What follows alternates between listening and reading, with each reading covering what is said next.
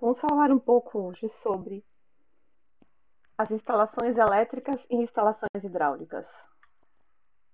A NBR 5410 de 2004, que foi corrigida em 2008, ela estabelece a legislação a respeito de instalações elétricas. Nessa NBR, verificamos que as instalações elétricas devem privilegiar adoções de soluções que minimizem o consumo de energia. Entre elas, a utilização de energia limpa, a utilização de iluminação de ventilação natural são sistemas que contribuem para essa redução de consumo de energia. Bom, as minhas instalações elétricas provisórias, ou seja, durante o canteiro de obra, durante a instalação do canteiro de obra, ela vai ser sempre determinada a estabelecer a segurança dos usuários. Sempre que algum serviço for realizado nas instalações elétricas, o circuito elétrico deve ser desligado.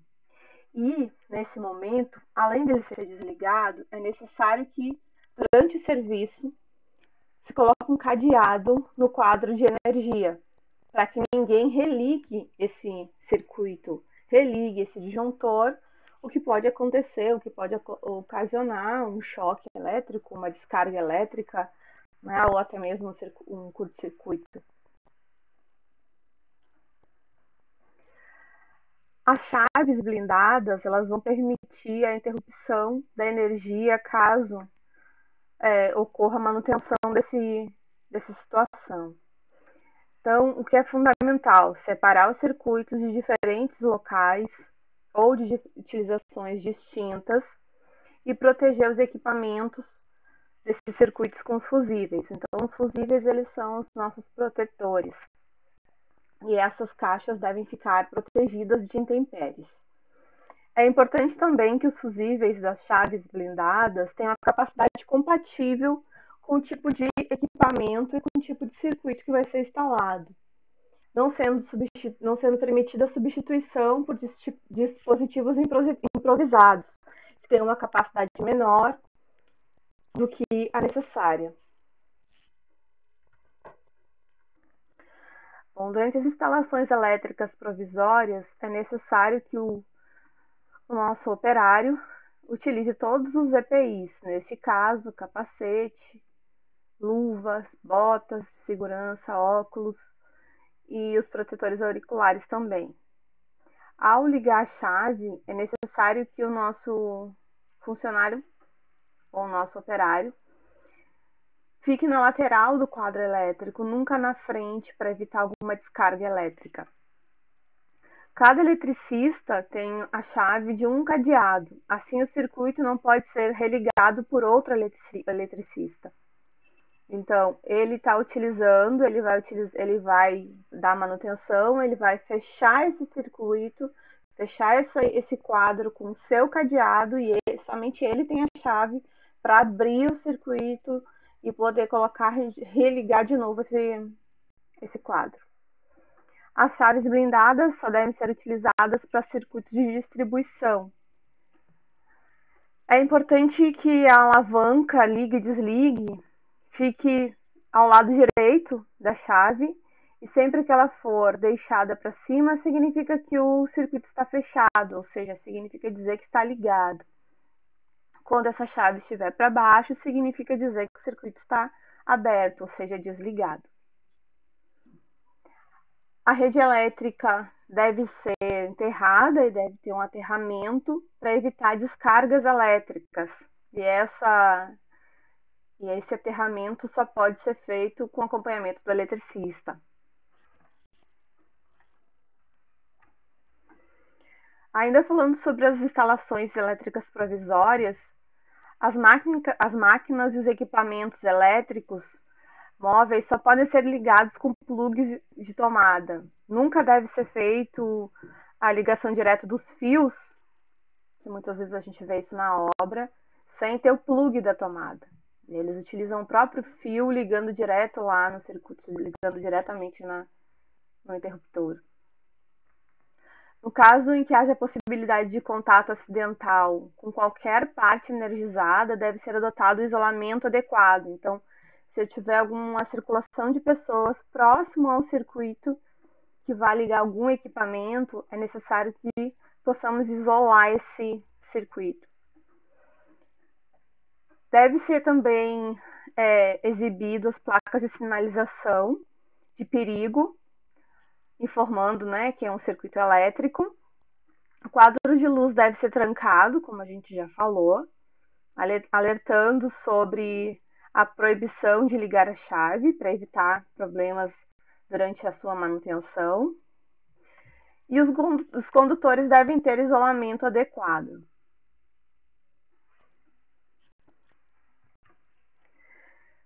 Bom, nós temos uma sequência de serviços para que possamos, então, adotar a implantação dos circuitos na nossa construção.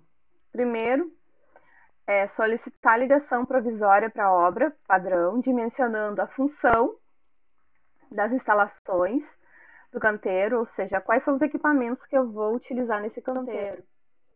De acordo com os equipamentos, nós teremos capacidades dessa minha rede elétrica. E de acordo com os equipamentos que nós vamos utilizar, nós teremos que verificar se a nossa ligação vai ser uma ligação trifásica ou uma ligação bifásica. Verificar, então, os eletrodos e as caixas dos pontos de iluminação no teto, embutidos na estrutura. Executar a alvenaria. E aí, durante a execução da alvenaria, principalmente se for alvenaria estrutural, a gente já vai passar os eletrodos e as caixas para os interruptores. Após passar todas as nossas tubulações hidráulicas e elétricas, embora neste momento estejamos falando sobre elétrica, somente após deixar toda a instalação preparada é que nós vamos revestir a alvenaria.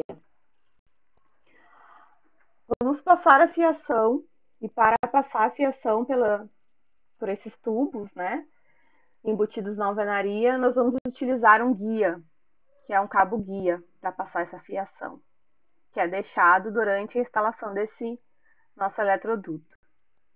Após passar a fiação, é que vai acontecer a pintura, ou o acabamento final. E aí, depois da pintura, é que a gente instala os interruptores, as nossas tomadas, ou que a gente chama de espelho, e as nossas lâmpadas, ou as nossas luminárias. E por fim, nós vamos fazer uma vistoria e ligação definitiva com a concessionária. Quanto ao quadro de distribuição. O quadro de distribuição é o centro de toda a instalação elétrica da residência ou do meu edifício. O quadro deve ser instalado em um local de fácil acesso, mas longe de elementos de água, ou seja, longe de tubulação hidráulica. Geralmente esse quadro ele está na cozinha, mas geralmente ele não está na mesma parede que recebe a passagem da tubulação de água. Nós também teremos um quadro geral quando nós tratamos de um edifício para ligar as áreas comuns e para desligar essas áreas comuns, esses circuitos de área comum. Quando nós estamos falando de um quadro de distribuição, significa que nós teremos vários circuitos saindo dessa minha rede principal. E para cada circuito eu tenho uma capacidade de carga. O que vai garantir a segurança desse circuito são os nossos disjuntores, que quando ultrapassa a carga limite projetada para aquele circuito, esse disjuntor desliga. Então, ele é como se fosse uma segurança a mais que vai controlar justamente essa carga que ultrapassa essa carga possível e aí ultrapassa a carga que ele resiste e ele se desliga, evitando a sobrecarga de todo o sistema, o que poderia gerar um curto-circuito geral em toda a minha instalação. Temos ainda que determinar os pontos de iluminação em cada ambiente.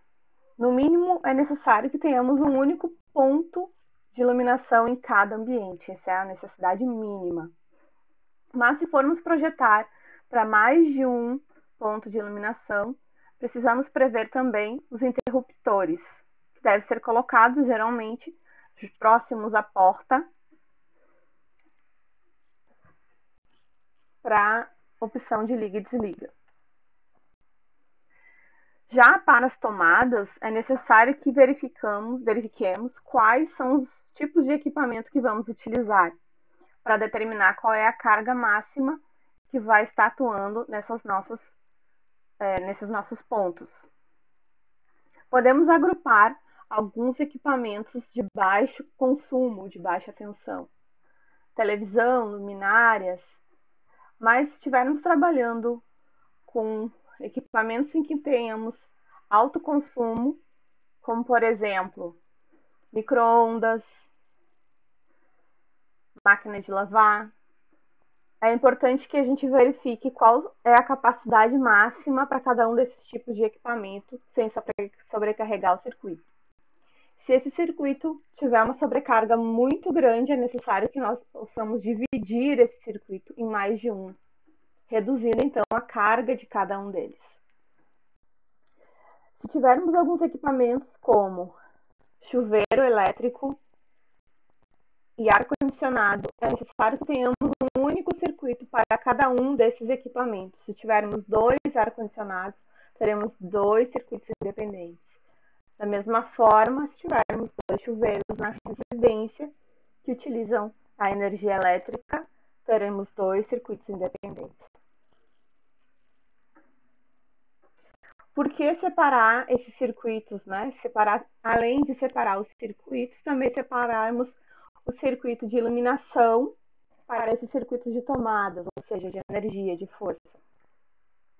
De acordo com a NBR 5410, com relação às instalações elétricas de baixa tensão, que é o que a gente vai utilizar nas residências, é recomendável, então, realizar essa separação. Existem 2 bons motivos para separar os circuitos. O primeiro é que, dessa forma, nós não vamos criar uma sobrecarga, e aí, se ocorrer algum defeito em um único circuito, nós não vamos deixar de inviabilizar o uso dos demais circuitos da residência. E o segundo motivo é que o fato de separar o circuito da iluminação em relação à força, ou seja, a energia das tomadas, auxilia na implementação das medidas de proteção adequadas contra choque elétrico, ou seja, vai auxiliar na hora da gente introduzir os nossos disjuntores, porque esses disjuntores vão estar relacionados com as cargas dos aparelhos que vamos utilizar, que é diferente de disjuntores para serem utilizados em iluminação, em que a carga é bem menor. Determinados pontos de energia e os pontos de tomada e os pontos de iluminação, vamos começar a realizar as prumadas de energia no nosso edifício. As prumadas de energia, elas vão descer ou vão subir através de um shaft. Esse shaft deve prever formas de acesso para manutenção, podendo ser vedados com drywall ou com outro tipo de mecanismo que permita o acesso quando necessário. Através desse shaft, é que nós teremos a tubulação que vai conduzir os cabos de energia para cada apartamento ou para cada residência, para o próximo pavimento. Aqui é um exemplo de shaft em que está descendo a energia dos pavimentos superiores, passando por essa central de distribuição para poder descer para o próximo pavimento. Ambos têm acesso para qualquer tipo de manutenção. Quando estamos falando de energia, precisamos verificar os dutos. E aí nós temos os dutos verticais e os dutos horizontais. Os dutos verticais devem passar pelos furos dos blocos, quando possível. E quando estivermos falando de estrutura de alvenaria estrutural, os dutos devem passar pelos blocos elétricos.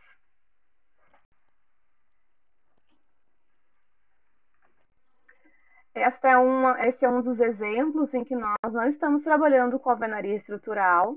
Foi realizada o projeto da alvenaria e, posteriormente, foi realizado rasgo na parede para passar toda a parte de energia, toda a parte de dutos elétricos. Neste caso, os dutos verticais e também os dutos horizontais através, do nosso piso. Aqui já é um caso de alvenaria estrutural em que nós estamos passando o duto por dentro do bloco estrutural, que são esses pontos em amarelo.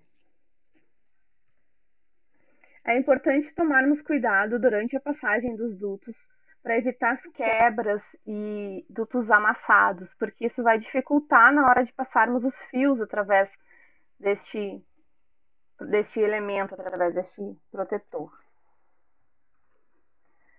Aqui é um exemplo de alvenaria estrutural em que está determinado o bloco para energia, o bloco para hidráulica e o bloco estrutural. Com isso, todos os meus dutos passam por dentro do bloco de elétrica. Dentro, desses nossos dutos, que são chamados de eletrodutos, deve-se instalar os trechos horizontais embutidos nas lajes, quando estamos falando agora, nesse momento, não mais de dutos na vertical, mas dutos na horizontal, antes da concretagem, e o trecho vertical embutido na parede. Observar atentamente o diâmetro especificado em projeto desse duto e utilizar os tubos flexíveis com os devidos cuidados para que não ocorram o seu amassamento. Esses dutos vão ser ligados às caixas para as lajes. Essas caixas para as lajes, elas vão facilitar a conexão dos dutos.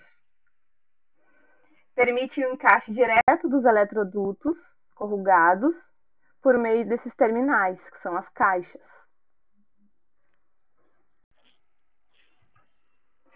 Então, a caixa é justamente essa conexão de passagem dos meus dutos.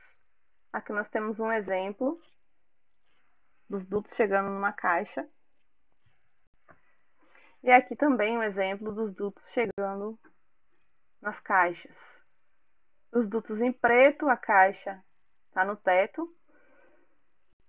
E aí, nesse caso, o nosso duto não está embutido na laje. Esse duto está fixado na laje, através de braçadeiras.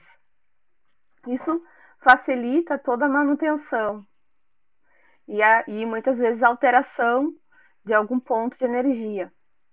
Nesse caso, só foi possível a utilização desse tipo de estrutura porque vai ser construído um forro para esconder toda a parte de elétrica e toda a parte de hidráulica. Temos ainda as caixas de interruptor, que é quando esse meu duto vai ser conectado na minha tomada. Essa é chamada de caixa de interruptor. Essa caixa vai receber o duto, passar esses fios por dentro do duto e ligar na nossa tomada.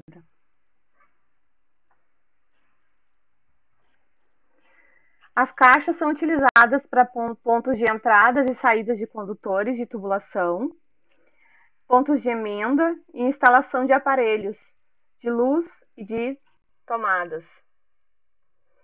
Essa execução, após o revestimento da parede com as caixas fixas em seus lugares, é executada então após a execução da alvenaria.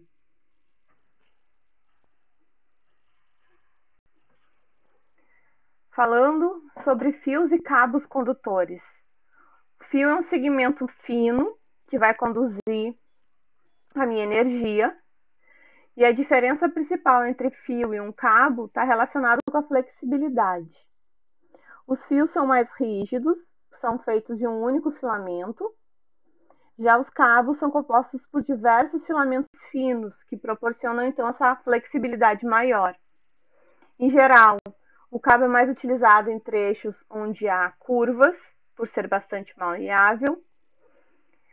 E a escolha dos condutores é sempre baseada na aplicabilidade em planta e também em relação ao projeto.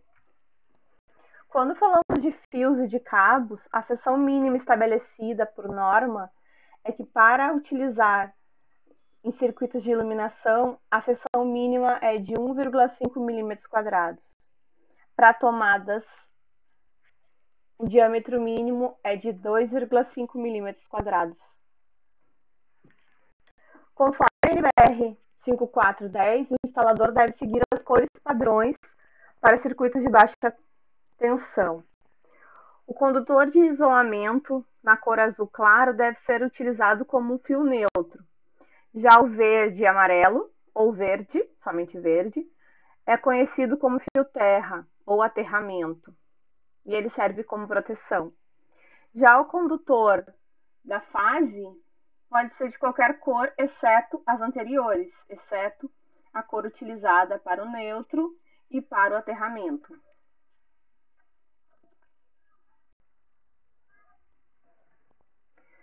Quanto ao posicionamento, a proximidade entre a cozinha e o banheiro, numa área de serviço, vai gerar então esses nossos shafts. E aí, nesse caso, estamos falando agora de instalações hidráulicas. É importante que possamos agrupar essas áreas molhadas, cozinha, banheiro, área de serviço, para criar então esses nossos condutores de água, ou seja, nossos shafts de água. Assim como nós temos shafts elétricos, temos também shafts para tubulação. E nesse caso, tubulação hidráulica de abastecimento de água, bem como tubulação de esgoto. Aqui é um exemplo de shaft interno. Ele deve ser usado, então, para tubulação vertical de maior diâmetro.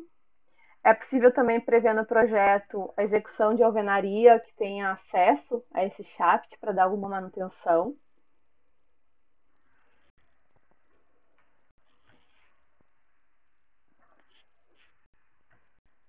Aqui é um exemplo de shaft no edifício. Shaft hidráulico. Quanto às tubulações hidráulicas. As tubulações hidráulicas, nós teremos tubos horizontais que podem passar junto ao piso ou no teto e vão ficar escondidas por sancas de gesso.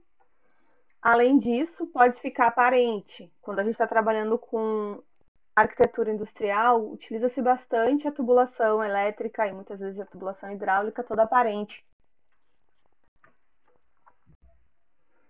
Aqui é um exemplo de tubulação hidráulica e de esgoto, né?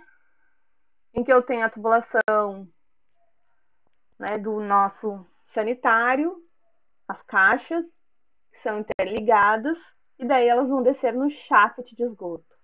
Bem como nós temos a tubulação de água potável, em que vai ser ligada no shaft da água potável. Falando sobre instalações hidráulicas, antigamente, e em alguns casos de laje, é necessário que deixemos toda a tubulação já instalada na nossa laje. Hoje, o que nós fazemos é deixar os rasgos de previsão da tubulação, e essa tubulação toda abaixo da laje para evitar que qualquer manutenção que tenha que ser realizada nessa nossa tubulação seja necessário quebrar a laje. Então, com isso, eu deixo minha tubulação aparente, porém, durante o processo de construção, eu posso utilizar um forro para esconder a tubulação. Ela não vai estar embutida na laje. Ela não vai estar dentro da laje, mas sim fixada na laje. Se eu precisar dar qualquer manutenção, eu posso quebrar o forro de gesso ou gesso acartonado, retirar, dar manutenção e depois reinstalar. Aqui é um exemplo de tubulação em que foi fixada na minha estrutura com uma braçadeira e posteriormente vai ser utilizado um forro para esconder essa tubulação. Se for necessário qualquer manutenção, eu retiro o forro e dou a manutenção diretamente na tubulação.